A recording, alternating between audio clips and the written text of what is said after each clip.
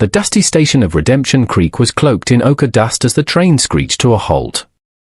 Mai Lin, a petite Chinese woman, stepped onto the platform carrying a small, lacquered wooden chest in her hand. In her heart, a fragile hope still flickered.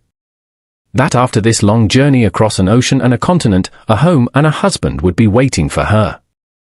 But the man who came to meet her, Franklin Pierce, a young merchant, showed no warmth at all.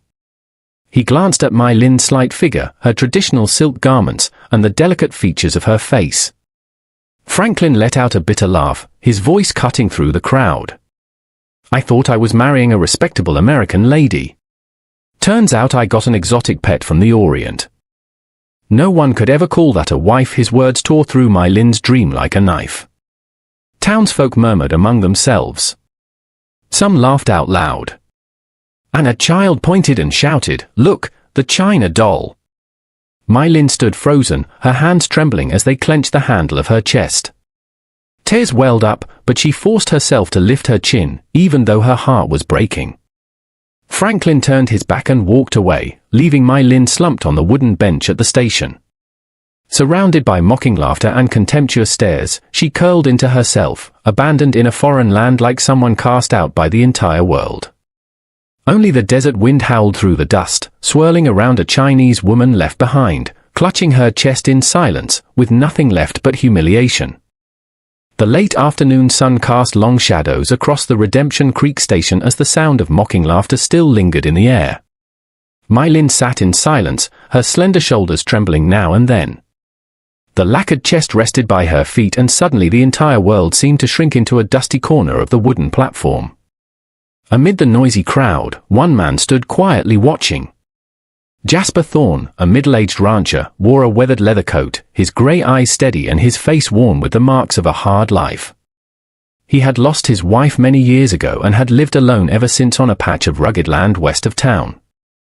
Jasper was not one to meddle in others' affairs, but something about the sight of the abandoned Chinese woman, her proud eyes trying to mask her shame, kept him from walking away. Without saying much, Jasper stepped forward. The crowd fell silent at once. Everyone recognized the rancher who kept to himself, yet was respected for his quiet resolve and the steady hand that was never far from his gun. He stopped in front of Mai Lin. She looked up, her tear-filled dark eyes sharp with suspicion, like a cornered animal ready to strike. Jasper offered no comfort, asked no questions. His voice was raspy and low. Just 3 words. "Come with me." Mai Lin froze for a moment. A storm of questions surged through her mind. Was this man trying to take advantage of her? Was it just another trap? But when she met Jasper's gaze, all she saw was the stillness of stone. No mockery, no pity. He bent down, lifted her heavy chest with one hand, then turned and walked away. Slow but certain. After a few seconds, Mai Lin rose and followed. She had nowhere else to go. The road out of town was choked with dust, and the wind lashed sand across their faces. Jasper rode his horse while Mai Lin walked beside him. Her thin silk slippers were quickly torn to shreds, her feet bloodied, but her posture remained unyielding. Neither said a word. There was only the creak of the saddle and the soft, determined footsteps of a woman too small for the world around her, eyes burning with a silent longing for a place to belong. By the time darkness fell, they reached a small ranch house nestled deep in the open prairie. The wooden cabin was humble, its fence leaning, the barn quiet.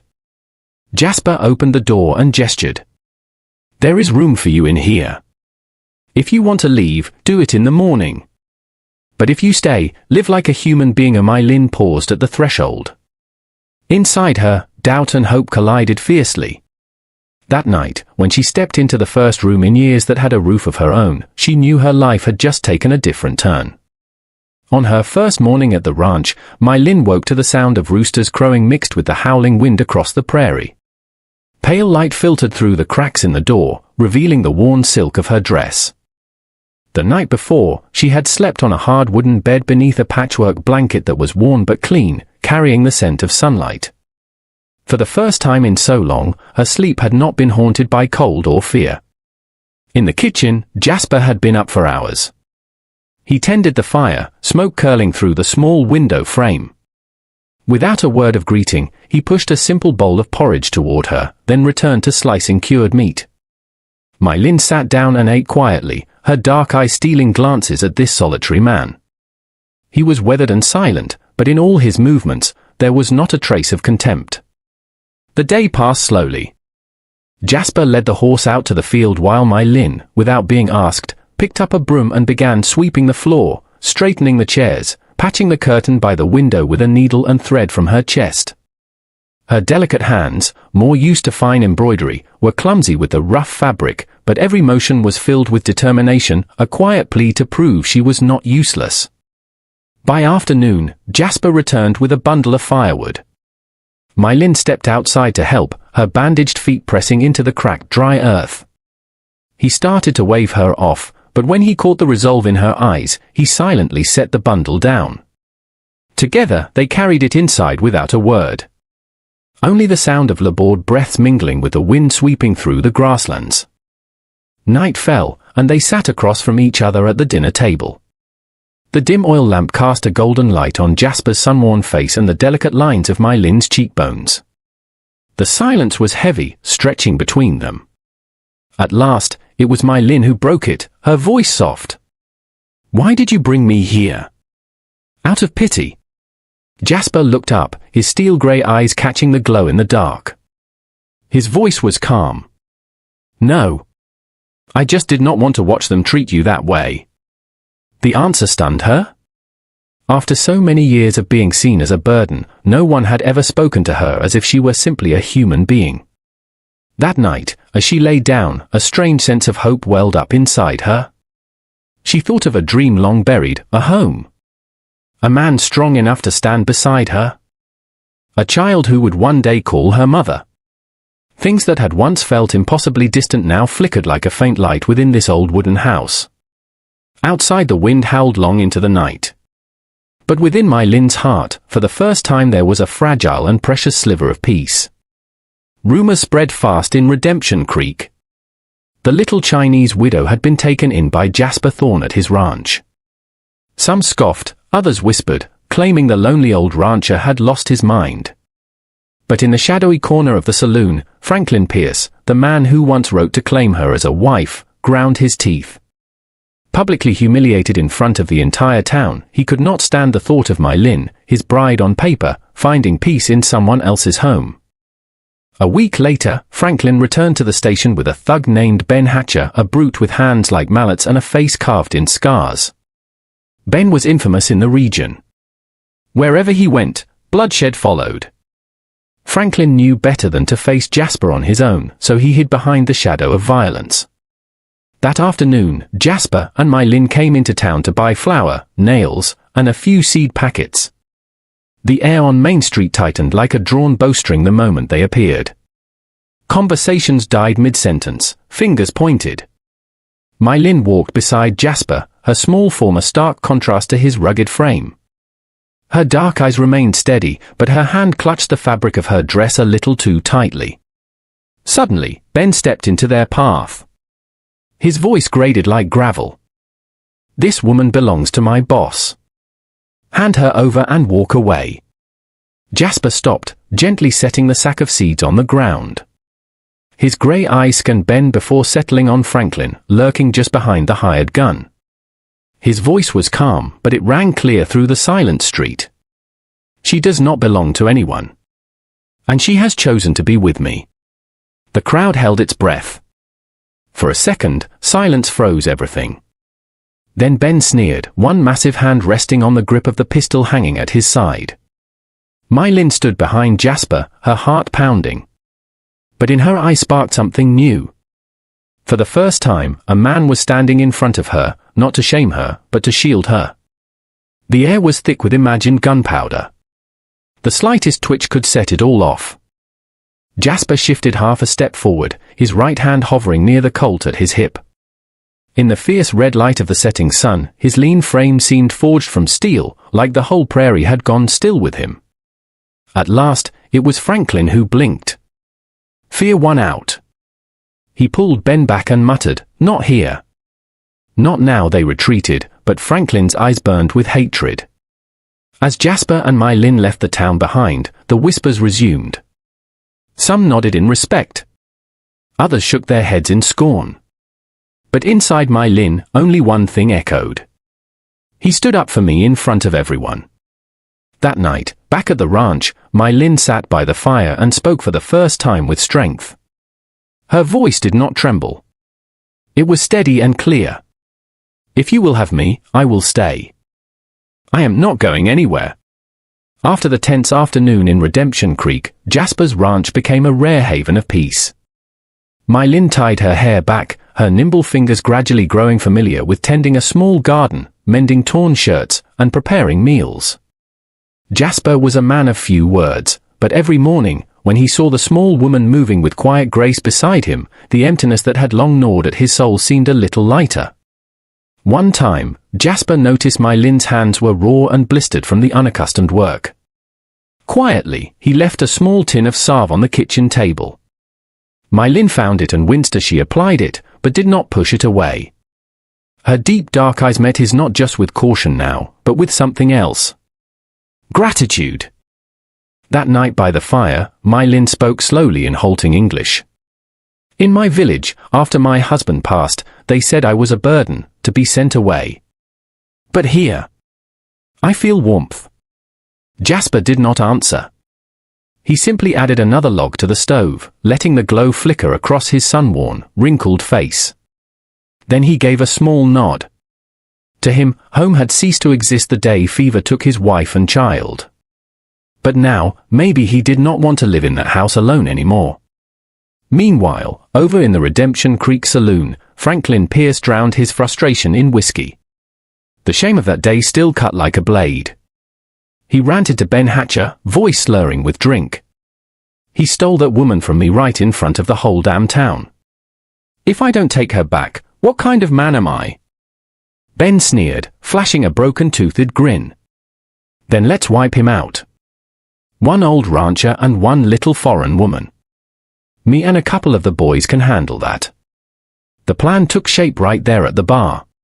One night, while Jasper was out checking the pasture, Ben and his men would ambush him and force My Lin to return as Franklin's property. Back at the ranch, Jasper and My Lin remained unaware of the storm brewing. They spent their quiet days building a new roof for the grain shed. When Jasper handed her a hammer, My Lin let out a soft laugh, a sound so unfamiliar it startled even her. Laughter had never been part of a life shaped by rejection.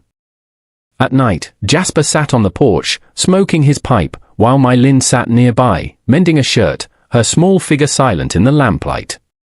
In that silence, something burned low and steady, a fragile trust slowly kindling into warmth.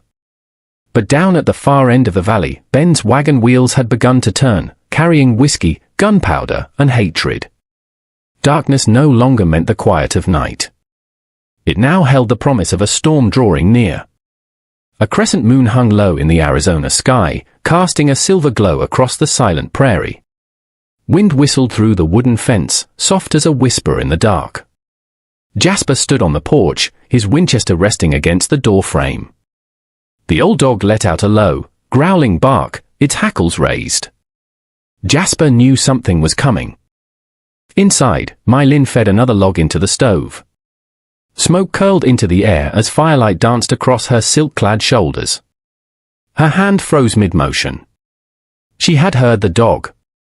Her dark eyes gleamed with alertness, the instincts of a survivor who had endured much never truly fade. Then came the heavy thud beyond the fence line, the unmistakable sound of hooves pounding dry earth. Then more. Then many. Jasper tightened his grip on the rifle. They're here. Before he could say more, the window shattered with a crash. A bullet slammed into the ceiling beam. My Lin lunged and grabbed the short-barreled carbine Jasper always kept by the stove.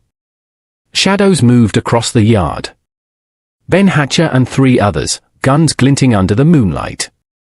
Ben roared, his voice wild and feral. Hand the woman over, or both of you die tonight. Jasper answered with a thunderous gunshot, the bullet tearing up dirt right at Ben's feet. Gunfire exploded in reply. Windows shattered, firelight catching shards of glass flying through the air. My Lin did not flinch. She dropped to one knee, the carbine stock pressed firm to her shoulder, and fired twice. One man screamed, tumbling from his saddle with a thud. Jasper covered her, cold-eyed and precise, moving like a man who had fought in wars long past. Ben charged forward, axe in hand. My Lin hurled a heavy iron poker from the fireplace. The poker slammed into the fence post inches from his face. He stumbled, then roared, swinging the axe down hard on the fence. Steel flashed in the firelight. Jasper pulled My Lin back inside and shoved a heavy table against the door. "They're not coming through this threshold," Jasper said, voice like stone. My Lin looked at him, her eyes fierce and warm at once. For the first time in her life, she was not fighting alone. Outside, Ben and his men howled, hurling torches onto the thatched roof. Flames burst into the night, lighting their snarling faces. But inside the small house, a weathered rancher and a cast-out widow stood side by side, weapons ready, hearts beating as one. That night, the wind carried smoke, gunfire echoed with battle cries, and above it all, the fire-forged will to survive, and a new kind of faith being born from blood and flame. Flames roared as the thatched roof was devoured, ashes swirling into the night wind. Cattle in the barn wailed in panic, terrified by the gunfire and the crimson blaze. Jasper backed into a corner, reloading his Winchester, eyes locked through the narrow crack of the door. Outside, Ben Hatcher was circling around with the rest of his men, aiming to break into the barn and burn everything to the ground. "They're trying to burn the whole damn place," Jasper muttered, voice gravelly. My Lin stood beside him, sweat and soot streaking her pale face. Her body ached, but her dark eyes burned bright like live embers. She gripped the carbine tightly, then set it down. From her sleeve, she drew a long, sharp hairpin, its point deadly. "I will slow them," she said. Jasper shook his head. But before he could stop her, My Lin had burst through the side door like a gust of wind. It swung wide open and her slight figure appeared in the firelight, stopping the men in their tracks. Ben growled, dropping his axe and drawing a pistol, but My Lin was already on him, a blur of motion. She ducked under his arm, jamming the hairpin into the muscle of his wrist. He roared in pain, the pistol clattering to the ground. He shoved hard, and the two bodies collided and crashed to the ground in a brutal grapple. The others raised their weapons, but Jasper fired from the window. One dropped instantly. The rest ducked behind the wagon, too shaken to press forward.